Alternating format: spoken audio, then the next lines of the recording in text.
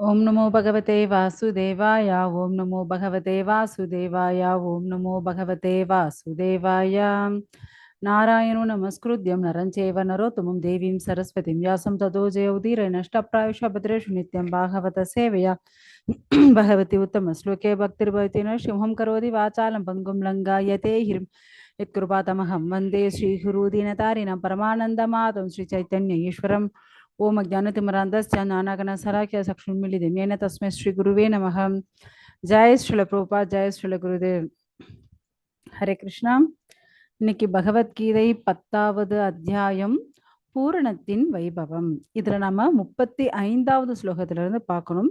இதற்கு முன்னாடி கிளாஸ்ல நம்ம வந்து 34 ஸ்லோகங்கள் முடிச்சிருக்கோம். ஸோ பகவான் வந்து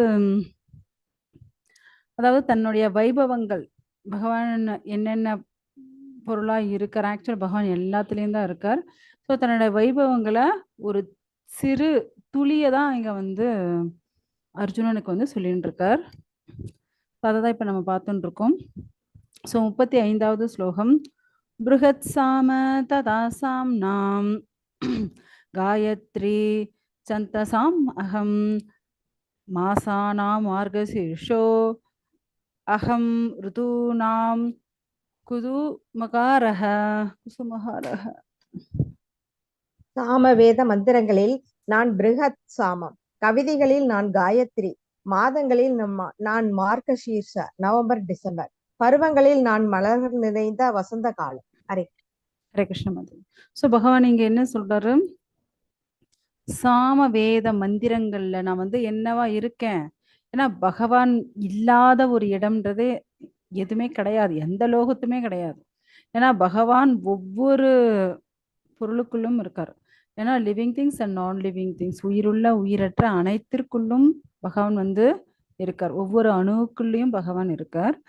ஸோ அதனால இங்க வந்து தன்னுடைய வைபவங்களை குறிப்பிட்டு சொல்லிட்டு இருக்கார். அதாவது சாமவேத மந்திரங்களை நான் வந்து பிருகத் சாமமா இருக்கேன், கவிதைகள் நான் வந்து காயத்ரியா இருக்கேன், மாதங்களில் நான் வந்து மார்கசீர்ஷ மாதமாக இருக்கேன், அப்புறம் வந்து பருவங்கள் நான் வந்து வசந்த காலமாக இருக்கேன் அப்படின்னு பகவான் வந்து இங்க சொல்லிட்டு இருக்காரு. ஏன்னா அனைத்துமே பகவான் தான். பகவான் இல்லாத ஒரு இடம்ன்றது நம்மளுக்கு கிடையவே கிடையாது. ஏன்னா பரமாத்மா இருந்தாதான் அங்க வந்து ஆத்மாவே இருக்கும். ஸோ பரமாத்மா இல்லை அப்படின்னா ஆத்மாவால இருக்கவும் முடியாது, செயல்படவும் முடியாது. அதே போலதான் எல்லா இடங்கள்லையும். அடுத்த ஸ்லோகம். தியூதம் ச லயதாமஸ்மி தேஜஸ்தேஜஸ்வினாமகம்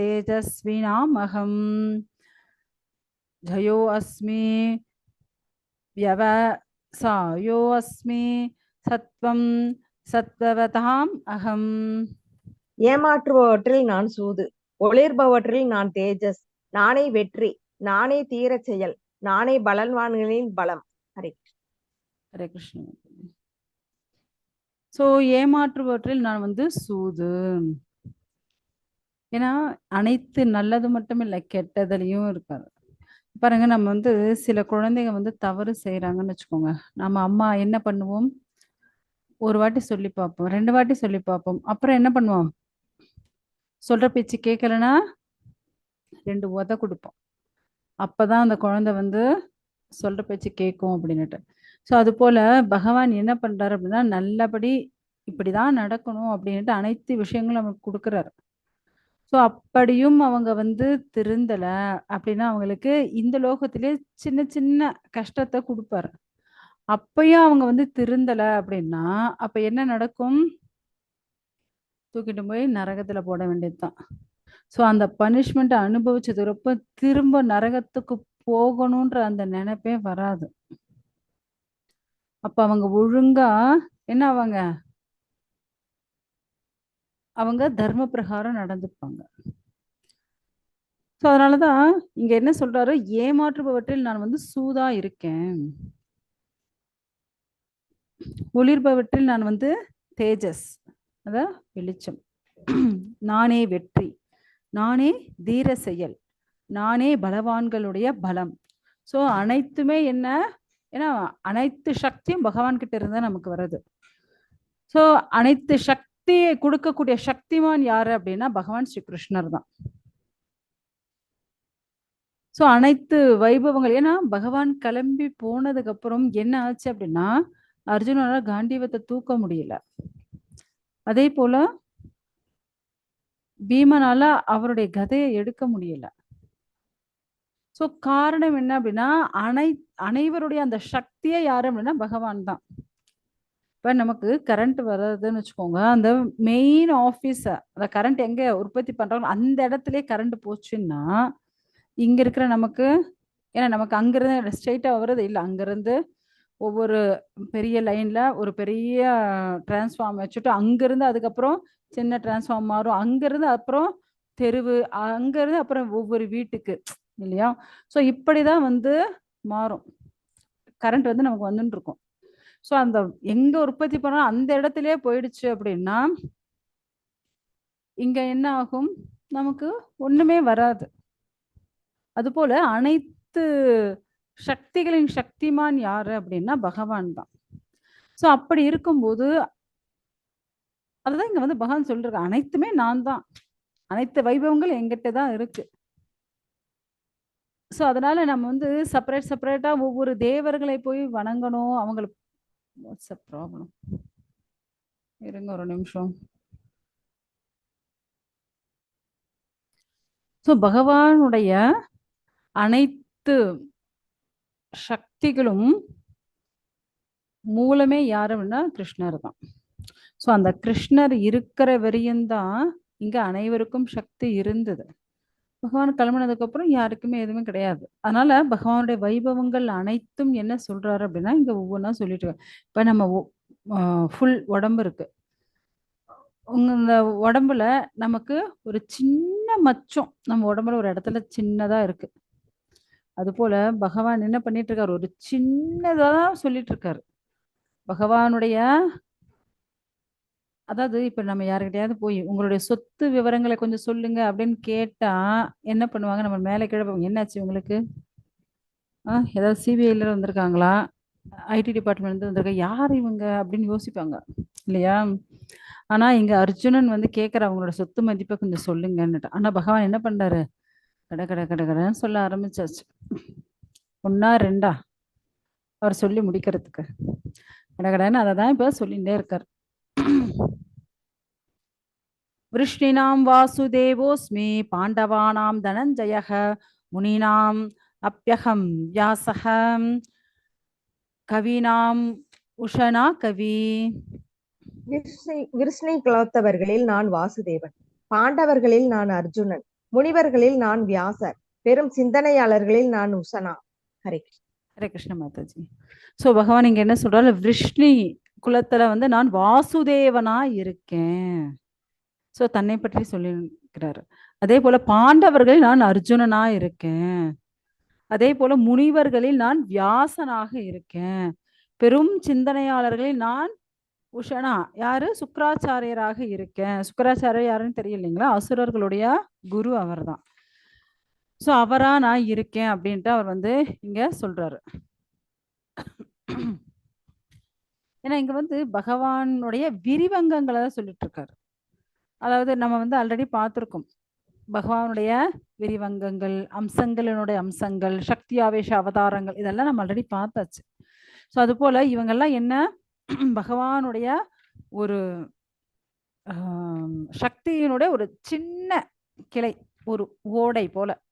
இப்ப கங்கைன்றது எவ்வளவு பெரிய நதி, அதுல இருந்து நிறைய கிளை நதிகள் போகும். அந்த கிளை நதிகளும் ஒரு சின்ன சின்ன கால்வாய், பெரிய பெரிய கால்வாய் போகும். அந்த கால்வாய் ஒரு சின்ன ஓடை, ஒரு சின்ன காவா, ஒரு சின்ன அப்படியே பயிருக்கு தண்ணி பாசுற மாதிரி ஒரு சின்ன. அது போல பகவானுடைய சக்தியில இவங்கெல்லாம் என்ன, ஒரு சின்ன லேயர் போல, ஒரு சின்ன இதுதான். அதுதான் இங்க வந்து பகவான் சொல்லிட்டு இருக்காரு.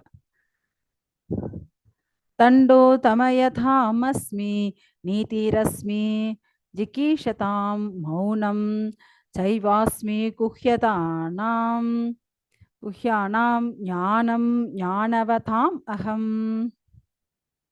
அடக்கியாளும் முறைகளில் நான் தண்டனை, வெற்றியை நாடுபவர்களில் நான் நீதி, ரகசியங்களில் நான் மௌனம், ஞானிகளில் நான் ஞானம். ஹரே கிருஷ்ண. ஹரே கிருஷ்ண மாதாஜி. நன்றி மாதாஜி. ஸோ அடக்கி ஆளும் முறைகளில் நான் தண்டனை. நான் இப்போ தானே சொன்னேன், யாருக்காவது தவறு செஞ்சிருந்தாங்கன்னா அவங்களுக்கு வந்து நம்ம ஒரு வாட்டி சொல்லலாம், 2 வாட்டி சொல்லலாம்.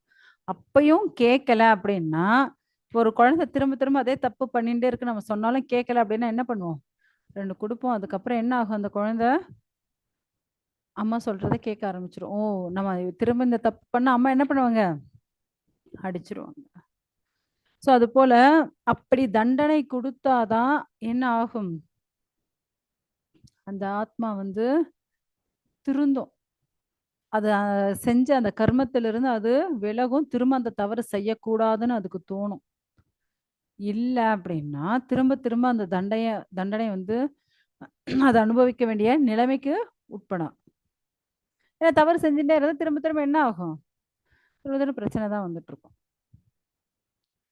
அதேபோல யார் ஒருத்தர் நியாயம், நீதி, தர்மம்னு இருக்காங்களோ, அவங்களுக்கு கண்டிப்பா அவங்களுக்கான நீதி வந்து பகவான் குடுப்பார். ஏன்னா, கெட்டவங்க வந்து நீங்க பார்த்தீங்க அப்படின்னா, எப்பயுமே ரொம்ப நல்லா இருக்கிற போலயே தான் இருக்கும். ஆனா கடைசியில என்ன ஆகும்? அவங்க வாழ்க்கை ரொம்ப கஷ்டமான நிலைமைக்கு போயிடும். அதே நல்லவங்க வந்து எப்பயும் கஷ்டப்படுற மாரியே தான் இருக்கும். ஆனா பகவான் எப்பயுமே அவங்க கூடயே தான் இருந்து அவங்கள காப்பாத்துவாரு. இதற்கு உதாரணம் யாரு அப்படின்னா, பாண்டவர்கள் தான். அதேபோல பிரகலாத் மகாராஜ். ஏன்னா நீங்க பார்த்தீங்க அப்படின்னா, பாண்டவர்கள் வந்து அவங்க பொறந்ததிலிருந்தே காட்டுல இருந்தாங்க. அதுக்கப்புறம் நாட்டுக்கு அவங்க தந்தை இறந்ததுக்கப்புறம் நாட்டுக்கு வந்தாலும், அங்கேயும் நாட்லயும் அவங்கள வந்து யாரும் அக்செப்ட் பண்ணவே இல்ல. அவங்களுக்கு கஷ்டம் தான். ஏன்னா சாப்பாட்டுல விஷம் குடுக்குறது, அதுக்கப்புறம் அவங்க இருக்கக்கூடிய மாளிகைய எரிக்கிறது, இப்படின்னு அவங்களுக்கு துக்கம் கொஞ்சம் நஞ்சம் இல்ல. ஸோ அவங்க வாழ்க்கையே எப்படி இருந்தது? ரொம்ப கஷ்டம் தான் இருந்தது. ஆனா அவங்க பகவான நினைச்சுட்டே இருந்தனால, பகவான் அவங்கள ஒவ்வொரு இடத்துலயும் காப்பாத்திண்டே இருக்காரு. ஏன்னா அவங்க வந்து ரொம்ப நியாயத்தோட, தர்மத்தோட அவங்க வந்து நடந்துக்கிறாங்க. அதே நீங்க வந்து கௌரவர்கள் பார்த்தீங்க அப்படின்னா, அவங்க பொறந்து, வளர்ந்து, வாழ்ந்து எல்லாமே என்ன அரண்மனை தான். அரண்மனைய விட்டு வெளியே போகல அவங்க. அப்படி ஒரு லக்ஸரி லைஃப் தான். ஆனா அவங்க எப்படி கொஞ்சம் கூட நியாயம், நீதி, தர்மம்ன்றது அவங்களுக்கு கிடையவே கிடையாது. ஏன்னா எல்லாம் ஒரே குருகுலத்துல தான் படிச்சாங்க. படிச்சிருந்தாலும் அத அவங்க ஃபாலோ பண்ணல. ஏன்னா அது அவங்களுக்கு பிடிக்கல. ஸோ அப்படி தவறு செய்யக்கூடியவர்கள் பார்க்கறதுக்கு என்னவோ எப்பவுமே ராஜ்யத்துல இருந்து சந்தோஷமா வாழற மாரி தான் இருக்கும். ஆனா கடைசியில பகவான் என்ன பண்ணுவாரு? அவங்கள கைவிட்டுடுவாரு. இறந்து போயாச்சு. பாண்டவர்கள் எப்பவுமே கஷ்டப்பட்டுட்டு தான் இருந்தாங்க. ஆனா கடைசியில அவங்க நல்லா தான் வாழ்ந்தாங்க. பகவான் வந்து அப்படி கைவிட்டுற மாட்டாரு. அதேபோல ரகசியங்களில் நான் மௌனம், ஞானிகளின் நான் ஞானம். ஸோ அதேபோல நீங்க ஒரு என்ன அப்படின்னா, ஒரு வாட்டி என்ன ஆச்சு அப்படின்னா, பராசர பட்டர். ஸோ இந்த பராசர பட்டர் யாரு அப்படின்னா, ராமானுஜருடைய சீடரான கூரத்தாழ்வாருடைய மகன் பராசர பட்டர். ஸோ இவர் மேல வந்து ஆளவாயன் அப்படின்ற ஒரு பக்தருக்கு பயங்கர வைத்தெரிச்சல், பொறாமை பிடிச்சிருக்கு. ஏன்னா, இவருக்கு யார் பராசர பட்டர்ன்னு பேர் வச்சது? ஏன்னா பராசரர் யாரு? வியாசதேவருடைய தந்தை பராசரர். விஷ்ணு புராணம் எழுதினவர். அவ்ளோ சிரேஷ்டமான அந்த ரிஷியோடைய பெயர போய் போய் இவனுக்கு வச்சிருக்கீங்களே! அப்படின்ட்டு இந்த பராசர பட்டர பார்த்தாலே எப்ப பார்த்தாலும் திட்டின்டே இருக்கிறது. எப்ப பார்த்தாலும் அதான் வயித்தெரிச்சல்ல பேசுவோம் இல்லையா? ஸோ அது போல பேசின்ட்டு இருக்கிறது. அப்படியே திட்டின்ட்டு இருக்காங்க. ஸோ ஒரு வாட்டி இவரும் பராசரரும் அத பத்தி பராசர பட்டரும் எதுவும் சொல்லல. எப்ப என்ன பேசினா பேசின்னு போட்டோம். மத்தவ பேசுறதுக்கெல்லாம் நம்ம என்ன ஆன்ஸர் குடுக்க முடியுமா என்ன? அப்படியே அவர் பாட்டுக்கு அவர் வேலைய செஞ்சுட்டு இருந்தார். ஆனா, இந்த பராசர பட்டருடைய சீடருக்கு இது ரொம்ப டென்ஷனா இருந்தது. என்ன இது நம்ம குருவ ரொம்ப இவர் வந்து ரொம்ப மட்டமா பேசுறாரே! அப்டின்னுட்டு. உடனே அவர்கிட்ட இப்படியே திட்டின்டே திரிஞ்சுட்டு இருக்காரு. உடனே அவர் எதிர ஏன் நீங்க இப்படி என்னுடைய குருவ திட்டுறீங்க? ஆ இவருக்கு என்ன தகுதி இருக்கு? பராசரர்ன்ற பெயர வச்சுக்கலாம். அவரெல்லாம் எவ்ளோ பெரிய ரிஷி தெரியுமா? அவரெல்லாம் அ பெரிய ஞானி. எங்க குருவும் பெரிய ஞானி தான். ஏன்னா அவங்கவங்க குரு வந்து அவங்கவங்களுக்கு ரொம்ப வசதி இல்லையா? ஸோ உடனே அப்படின்னா, உன்னுடைய குரு அவ்வளோ பெரிய ஞானின்னா, நான் என்ன எடுத்துட்டு வந்தாலும் அத வந்து டக்குன்னு கண்டுபிடிக்க முடியுமா?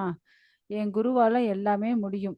அவர் வந்து பகவானுடைய சிறந்த பக்தர் அப்படின்னுட்டு, ஆக்சுவலா பராசர பட்டருடைய சிஷ்யர்களுக்கும், இந்த ஆலவாயனுக்கும் பேச்சுவார்த்தை நடக்குது.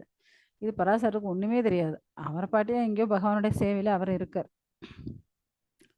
ஒரு நாள் என்ன ஆச்சு அப்படின்னா, இந்த ஆலவாயன் வந்து ஒரு பெரிய அ மண்பானை எடுத்துட்டு வர்றார். அது மேல அப்படியே துணியெல்லாம் போட்டு கட்டி எடுத்துன்னு வர்றார். எடுத்துன்னு வந்து ம், "ஓ! நீ வந்து ரொம்ப பெரிய குருன்னு உன்னுடைய சிஷ்யர்கள் எல்லாம் சொல்லின்னு இருக்கா? அப்பன்னா இதுக்குள்ள என்ன இருக்குன்னு நீங்க சொல்லுங்க பார்க்கலாம்" அப்படின்னு கேட்கிறாரு. உடனே அவர் என்ன சொன்னாரு, "இதுக்குள்ள கொடை இருக்கு." "ஆ, நீ வந்து பொய் சொல்லிட்ட." அப்படின்னுட்டு அவர் வந்து அத ஓப்பன் பண்றாரு. பார்த்தா அவர் ஆக்சுவலா உள்ள என்ன எடுத்துட்டு வந்தாரு அப்படின்னா, பாம்பு.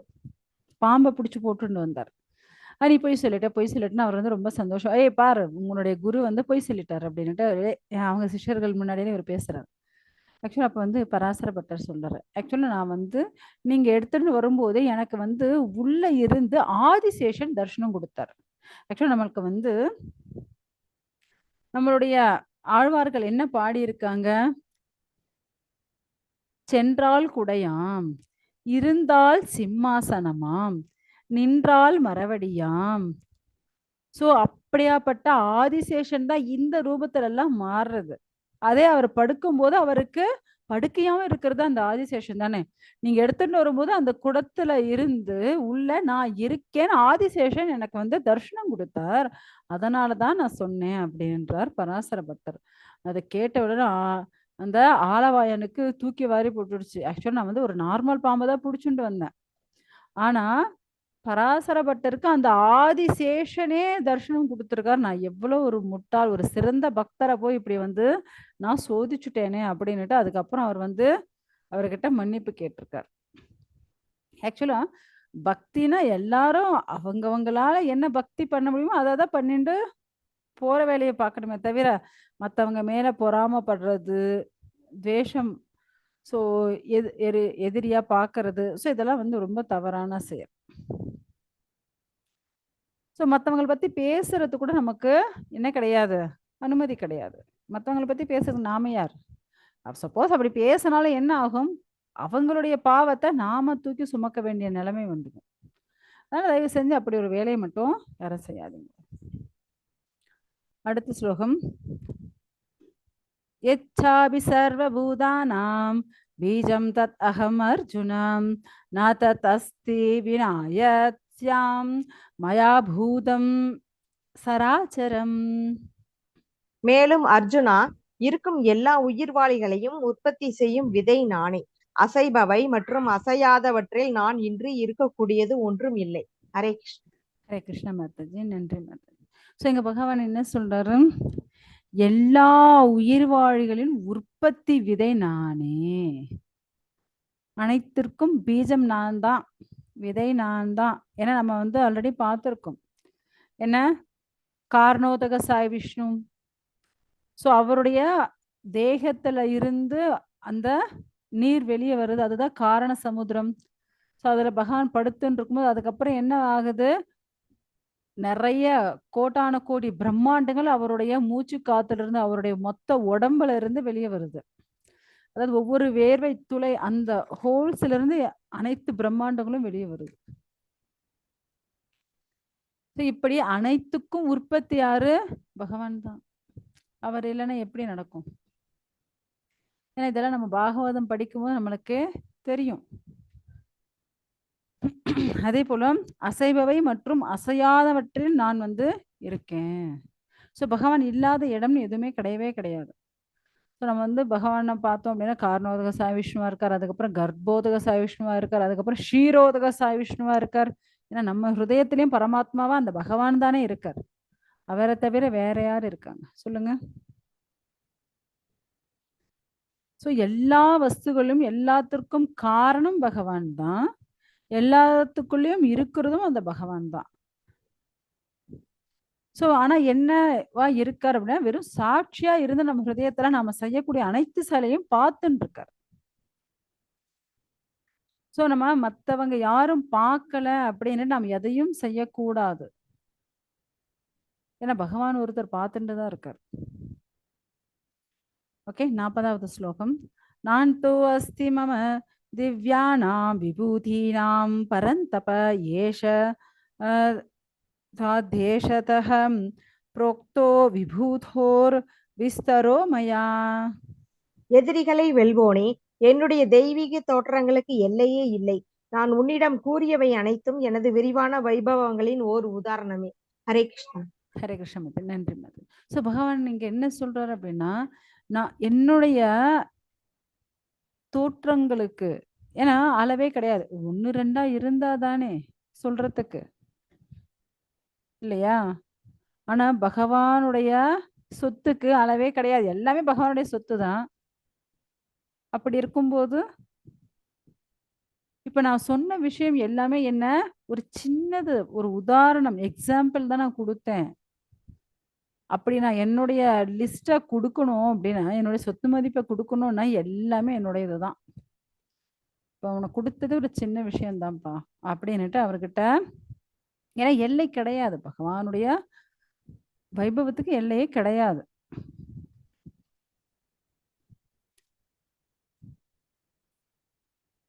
ஸோ ஒரு வாட்டி என்ன ஆச்சு அப்படின்னா, அயோத்தியால ஏன்னா பகவானுடைய லீலைகள் வந்து எண்ணில் அடங்காதது. ஸோ அயோத்தியால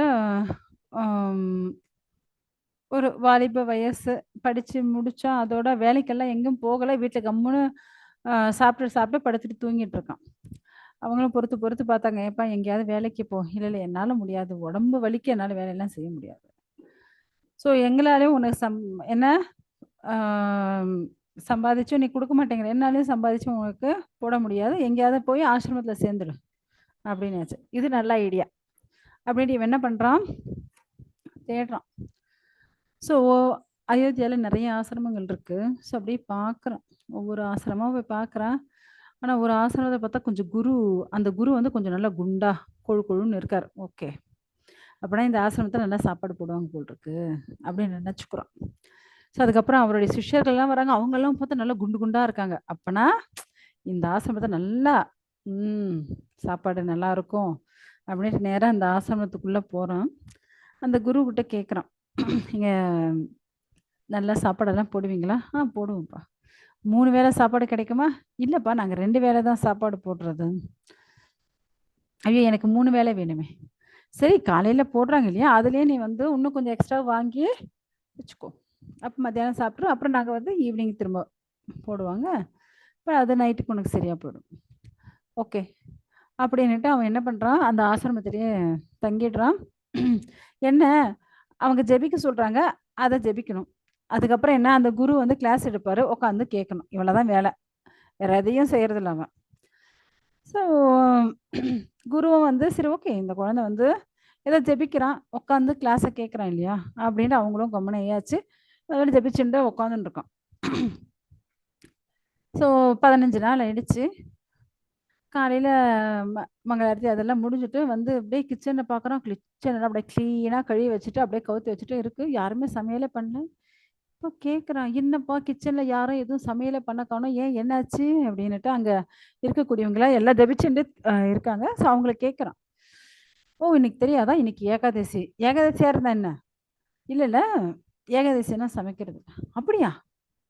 அப்போ நீங்கள்லாம்? நாங்களே எதுவும் சாப்பிட மாட்டோம், நாளைக்கு துவாதசி தான் சாப்பிடுவோம்.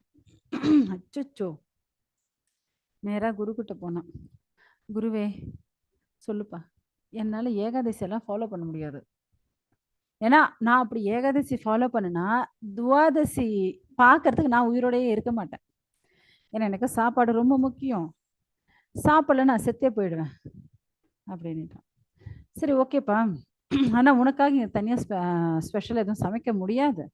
வேணும்னா அங்கே பக்கத்தில் ஏரி இருக்கு இல்லையா, அங்கே போய் நீ வந்து சமையல் பண்ணி சாப்பிடு.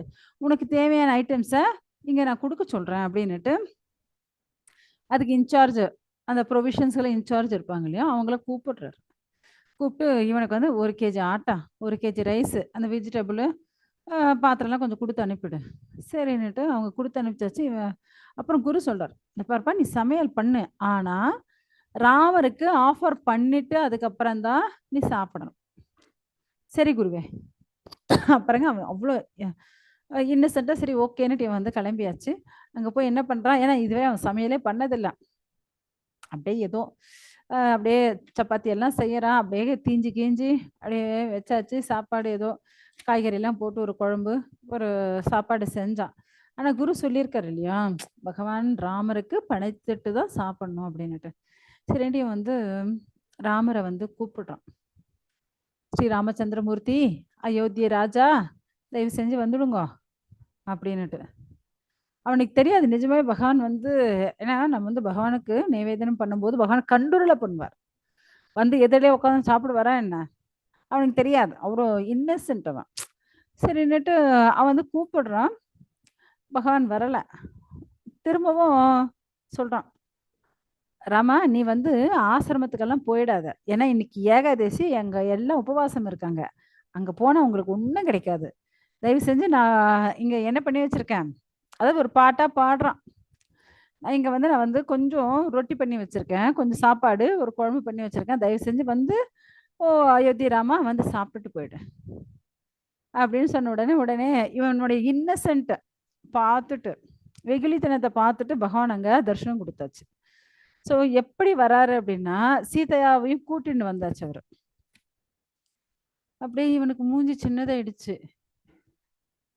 சீதாவ பார்க்குறான், சாப்பாட்ட பார்க்குறான். சீதாவ பார்க்குறான், திரும்ப சாப்பாட்ட பார்க்குறான். உடனே ராமர் கேட்கிறார், "என்னப்பா ஆச்சு? நான் இங்க வந்தது உனக்கு சந்தோஷம் கிடையாதா?" அப்படின்னுட்டு. சந்தோஷம் தான். சரி வாங்க." அப்படின்னுட்டு அவங்க 2 பேருக்கும் அந்த உணவுகள் பூரா அவங்க 2 பேரும் சாப்பிட்டுட்டு கிளம்பியாச்சு. திரும்ப அவன் வந்து நேரா ஆசிரமம் போயாச்சு. திரும்ப ஒரு 15 நாள் ஆச்சு. அப்ப திரும்பவும் குருவே நான் இது போல போறேன் எனக்கு குடுங்க. ஏன்னா ஏகாதசி வந்துடுச்சு. 15 நாளைக்கு ஒரு வாட்டி ஏகாதசி வரும் இல்லையா? ஏகாதசி வந்துடுச்சு. அப்ப அவன் கேட்குறான், "எனக்கு இப்ப 2 கேஜி ஆட்டாவும், 2 கேஜி ரைஸ் வேணும்" அப்படின்னுட்டு. சரி குழந்தை கொஞ்சம் நல்லா சாப்பிடுவான் போல இருக்கு. வயசு பையன் இல்லையா? சரி குடுத்து அனுப்புப்பா அப்படின்னுட்டு அந்த இன்சார்ஜ் கிட்ட சொல்லிட்டாரு. அவனும் குடுத்தாச்சு.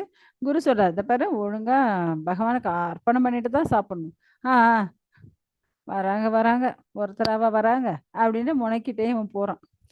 திரும்பவும் போய் அதே போல சமையல் பண்ணி வச்சுட்டு, "ராமா நீ வந்துடு. அங்க போனா உனக்கு ஒண்ணும் கிடைக்காது. இன்னைக்கு ஏகாதசி இங்க நான் தான் சமையல் பண்ணியிருக்கேன். வந்து சாப்பிட்டுடு." சரி வர்றது வர சீதாவையும் கூட்டிட்டு வந்துரு. ஏன்னா போன வாட்டி அவங்க வந்துட்டாங்க இல்லையா? ஸோ இந்த வாட்டி நீயும் சீதா கூட்டிட்டு வந்துடு அப்படின்னு. ஸோ ராமர் வராரு. சீதாவோடு வரல. கூட லக்ஷ்மணனையும் சேர்த்து கூட்டிட்டு வந்தாச்சு. 3 பேரா வந்தாச்சு. இப்ப இவன் பார்க்கறான். அப்படியே மூஞ்சி சின்னதாயிடுச்சு. என்னடா இது? சாப்பாட்ட பார்க்குறான், லக்ஷ்மணன பார்க்குறான். திரும்ப சாப்பாட்ட பார்க்குறான், லக்ஷ்மணன பார்க்குறான். ஐயய்யோ! நம்ம 2 பேரும் வருவாங்கன்னு பார்த்தா, இப்ப 3 பேர் வந்து நின்னுட்டாங்க. நம்ம 3 பேருக்கு தானே சமையல் பண்ணணும். நம்மளோட சேர்த்து. இப்ப என்ன பண்றதுன்னுட்டு, அவங்க 3 பேருக்கு சாப்பாடு போடுறான். 3 பேர் சாப்பிட்டுட்டு கிளம்பியாச்சு. இவனுக்கு ரொம்ப பேஜாராயிடுச்சு. சரி ஓகே. அப்படின்ட்டு வெறும் தண்ணி குடிச்சுட்டு கிளம்பி போயாச்சு. திரும்ப ஒரு 15 நாள் கழிச்சு இன்னொரு ஏகாதசி வந்தது. ஏகாதசிக்கு திரும்ப அங்க கேட்குறான். எனக்கு என்ன பண்ணுங்க, ஒரு 5 கேஜி குடுத்துருங்க.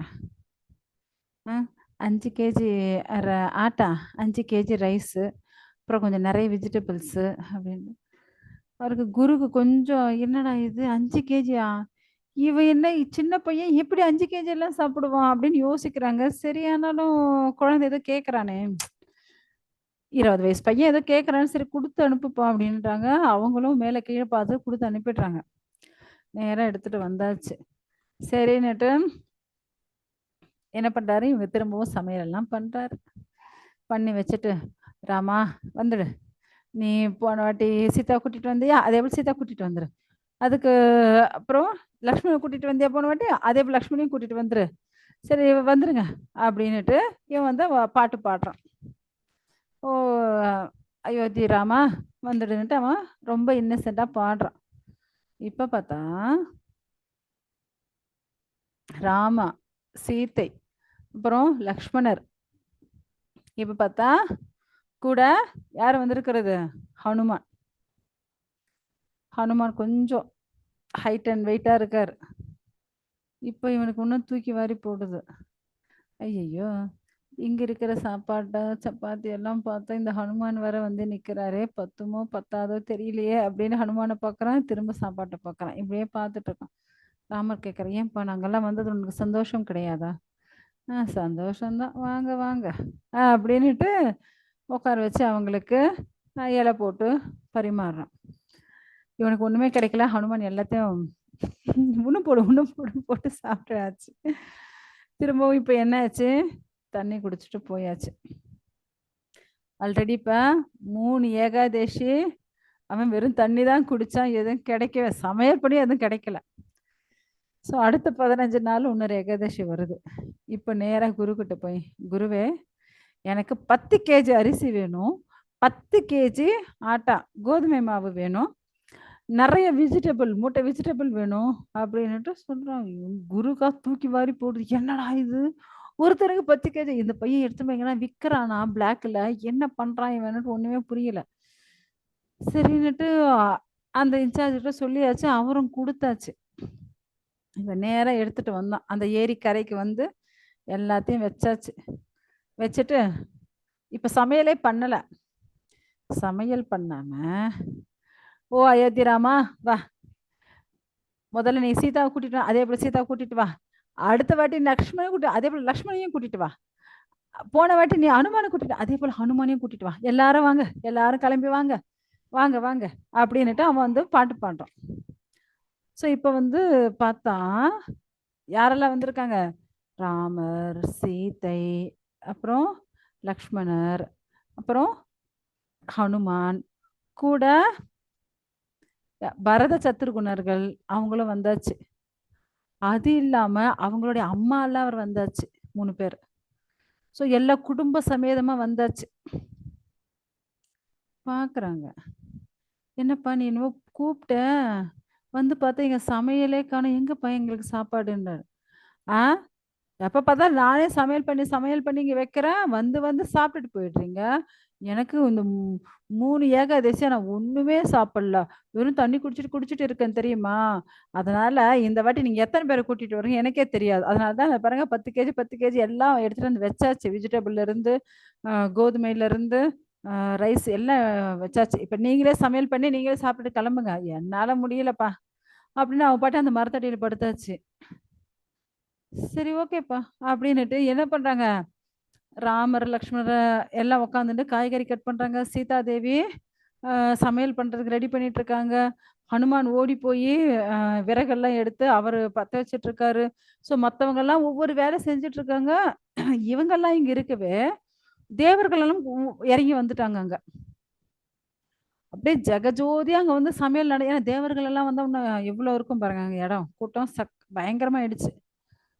ஸோ இதெல்லாம் பார்த்தா ரிஷிகள் எல்லாம் வேற வந்தாச்சு. ஸோ அந்த இடமே செம்ம கூட்டமா இருக்கு.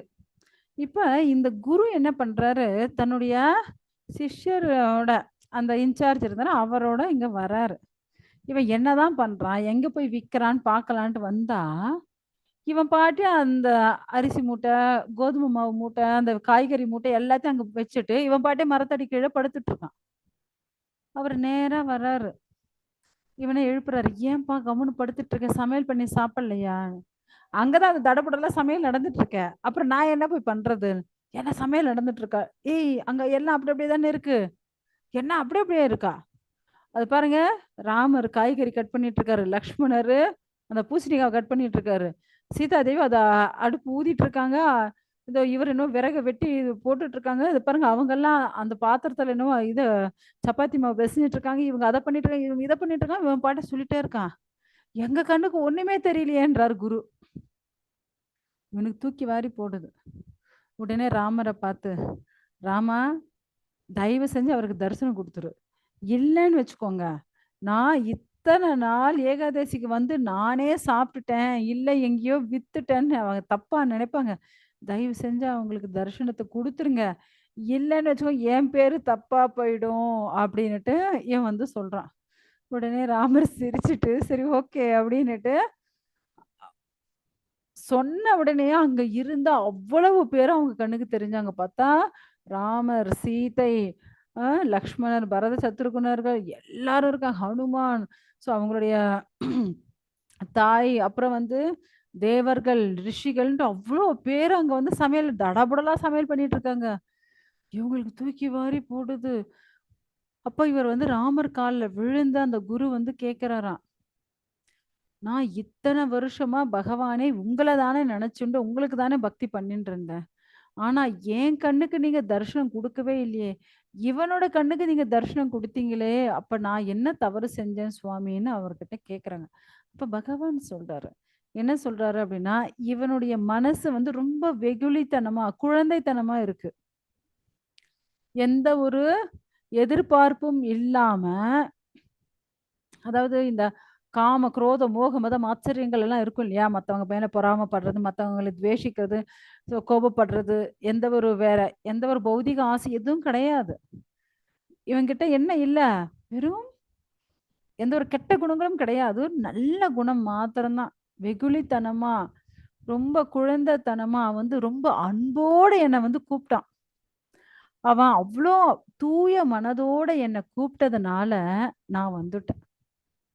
அதனால தான் நாங்க இத்தன பேர் வந்து இப்படி சமையல் பண்ணி நாங்களே சாப்பிட்டுட்டு கிளம்புனோம் அப்படின்ட்டு ராமர் வந்து சொல்றாராம். ஓகேங்களா? ஸோ இதிலிருந்து உங்களுக்கு என்ன புரிஞ்சது? ஏன்னா பகவானை பொறுத்தவரையும் அனைத்து ஜீவராசியும் பகவானுடைய குழந்தைங்க தான். அதனால ஒரு குழந்தை இன்னொரு குழந்தைய துன்பப்படுத்தினாலோ, கஷ்டப்படுத்தினாலோ, தாய் சும்மா இருப்பாங்களா? சும்மா இருக்க மாட்டாங்க. அதனால நாம அனைத்து ஜீவராசிகள் மேலயும் அன்போட இருக்கணும். தன்னை போல பிறரை நினைக்க வேண்டும். அவ்வளோ அன்போட நடந்துக்கணும். அப்படி இருந்தா பகவான் நம்ம மேலயும் ரொம்ப அன்போட தான் இருப்பார். ஓகேங்களா? அடுத்தது யத் யத் விபூதிமத் சத்வம் ஸ்ரீமத் ஊர்ஜிதம் ஏவ வாம் தத் தத் ஏவாவகச்சத்வம் மம தேஜோ அம்சஹ சம்பவம். அழகான புகழத்தக்க வைபவங்கள் அனைத்தும் என்னுடைய தேஜஸின் சிறு பொறியிலிருந்து தோன்றுபவையே என்பதை அறிவாயாக. ஹரே கிருஷ்ணா. ஹரே கிருஷ்ண மாதாஜி. ஸோ ஒரு நெருப்பு அப்படியே திகு திகு திகுன்னு எரிஞ்சுட்டு இருக்குன்னு வச்சுக்கோங்க. அதில் ஒரு சின்ன ஒரு நெருப்பு பொறி அப்படியே அப்படியே படபடான்னு எரியும் போது அப்படியே ஒரு சின்ன பொறி அப்படி வெளியே வரும் பாருங்க. அதுதான் இப்ப நான் சொன்ன விஷயங்கள் அனைத்துமே. ஏன்னா பகவானுடைய பூரண வைபவங்கள தெரிஞ்சுக்கிறதோ, புரிஞ்சுக்கிறதோ நார்மலா நம்மள போல மனிதர்களால முடியவே முடியாது. அதுதான் இங்க பகவான் வந்து மேற்கோள் காட்டுறாரு. அதே போல பகவான் வந்து நம்ம பார்த்தோம் அப்படின்னா, ஸ்ரீமத் பாகவதத்துல ஒரு ஸ்லோகம் இருக்கு. வாசுதேவ கதா பிராணா புருஷாஸ்த்வின் புனாதிஹி பக்தாரம் பிரச்சகம் ஸ்ரோஸ்ரூம் தத்பாத சலிலம் யதாம். ஸோ பகவானுடைய பாதத்துல இருந்து வந்த அந்த கங்கை கங்கை எவ்வளவு புனிதமானது அப்படின்னா, மேல் லோகம், மத்திய லோகம், தாழ்ந்த லோகம் அப்படின்ட்டு அனைத்து லோகத்துக்கும் அந்த கங்கை போகுது. அந்த கங்கையில அந்த பகவானுடைய பாதத்திலிருந்து வந்த அந்த கங்கைய குளிச்சாலே போதும், அவங்களுடைய பாவங்கள் போகி அவங்கலாம் எங்க போக முடியும்? பகவானுடைய லோகத்துக்கு போக முடியும். இப்ப நம்ம கங்கை கிட்ட போய் இருக்கிறது நம்மளால முடியாது. ஸோ இங்க பகவான் என்ன சொல்றாருன்னா, அதே போல் வாசுதேவ பகவான் ஸ்ரீ கிருஷ்ணருடைய குணங்கள், லீலைகள் பற்றி யாரெல்லாம் கேட்குறாங்களோ, யாரெல்லாம் பேசுறாங்களோ, யார் அதெல்லாம் வந்து அத சொல்லுங்கன்னுட்டு அந்த கதைய சொல்லுங்கன்னு உற்சாகமா கேட்குறாங்களோ, இல்லன்னா அதுல இன்னும் சந்தேகம் இருக்குன்னு அதை பற்றிய கேள்விகளை எழுப்புறாங்களோ, இப்படியாப்பட்ட மனிதர்களும் தூய்மை அடைவார்கள். நாம கங்கைக்கு போய் தான் புனிதம் அடையணும்னு கிடையாது. ஸோ பகவானை பற்றி ஸ்ரீ கிருஷ்ணருடைய நாமம், ரூபம், குணம், லீலைகள் அனைத்துமே ரொம்ப ரொம்ப சிரேஷ்டமானது. ஸோ நம்ம இருக்கிற இடத்துல இருந்தே பகவான் ஸ்ரீ கிருஷ்ணரை பற்றிய விஷயங்களை நாம பேசினாலோ கேட்டாலோ, பகவானுடைய வைபவங்களை நினைச்சாலும் சரி, அதுல கேள்வி இருந்து கேள்வியை கேட்டாலும் சரி, அனைவருக்குமே என்ன கிடைக்கும்? மோட்சம்தான் கிடைக்கும் அப்படின்ட்டு பகவானே சொல்லியிருக்காரு. இப்ப சொல்லுங்க, நாமெல்லாம் எங்க போவோம்? நாமெல்லாம் கோலோகம் போவோம். கண்டிப்பா 100%. Very good. ஓகே, அடுத்த ஸ்லோகம் பார்க்கலாம். அதவா பஹூனைதேனம் கிம் ஞாதேன தவார்ஜுனாம் விஷ்டவ்யாஹம் இதம் கிருஷ்ணம் ஏகாம்சேன சிதோ ஜகத். ஆனால் இதனை விவரமாக அறிவதன் தேவை என்ன அர்ஜுனா? என்னுடைய சிறு அம்சத்தின் மூலமாகவே நான் இந்த பிரபஞ்சம் முழுவதிலும் புகுந்து அதனை தாங்குகின்றேன். ஹரே கிருஷ்ணா. ஹரே கிருஷ்ண மாதாஜி. நன்றி மாதாஜி. ஸோ பகவான் இங்க என்ன சொல்றாரு? ஸோ இதை பத்தி, அதாவது என்னுடைய வைபவங்களை பத்தி நீ என்ன தெரிஞ்சுக்க போற? தெரிஞ்சு என்ன இருக்கு? ஏன்னா அனைத்துமே என்னுடையது தான். இதுல தனித்தனியா நான் என்னத்த சொல்றது? ஏன்னா எல்லாத்துக்குள்ளேயும் நான் தான் இருக்கேன். நான் இல்லாத ஒரு விஷயம் எதுவுமே கிடையாது. ஏன்னா உயர்ந்த லோகமான சத்தியலோகத்துல உட்கார்ந்துருக்க அந்த பிரம்மால இருந்து கீழே இருக்கிற எறும்பு வர எல்லாத்தையும் சிருஷ்டிச்சதும் நான் தான், பாதுகாப்பு கொடுக்கறதும் நான் தான், எல்லாருக்குள்ளேயும் இருக்கிறதும் நான் தான் அப்படின்னு பகவானே இங்க வந்து சொல்றாரு. ஸோ அனைவருக்குள்ளும் இருப்பவன் நான் தான் அப்படின்ட்டு பகவான் இங்க சொல்றார். ஏன்னா சர்வ சக்தி படைத்தவர் யாரு அப்படின்னா பகவான் தான். நான் ஸ்டார்டிங்ல சொன்னேன் இல்லையா, காரணோதக சாய் விஷ்ணுவா இந்த அனைத்து பௌதீக அண்டங்களை சிருஷ்டிச்சது அவர் தான். அந்த ஒவ்வொரு அண்டத்துக்குள்ளேயும் கர்ப்போதக சாய் விஷ்ணு அவரே நுழைஞ்சு இந்த 14 லோகம் சிருஷ்டிச்சது, ரட்சிக்கிறது எல்லாமே பகவான் தான். ஸோ அதே போல எல்லா ஜீவாத்மாக்களுக்குள்ளேயும் பரமாத்மாவா இருக்கிறது யாரு? அதே பகவான் தான், க்ஷீரோதக சாய் விஷ்ணுவா. ஸோ பகவான் இல்லாத ஒரு இடம்ன்றது எதுவுமே கிடையவே கிடையாது. ஓகேங்களா? ஸோ இதோட நம்மளுக்கு வந்து இந்த 10வது அத்தியாயம் முடியுது. அடுத்த கிளாஸ்ல நம்ம வந்து 11வது அத்தியாயம் விஸ்வரூபத்தை பற்றி பார்க்கலாம். ஓகேங்களா? ஹரே கிருஷ்ணா. ஏதாவது சந்தேகம் இருந்தா கேட்கலாம் மாதாஜி.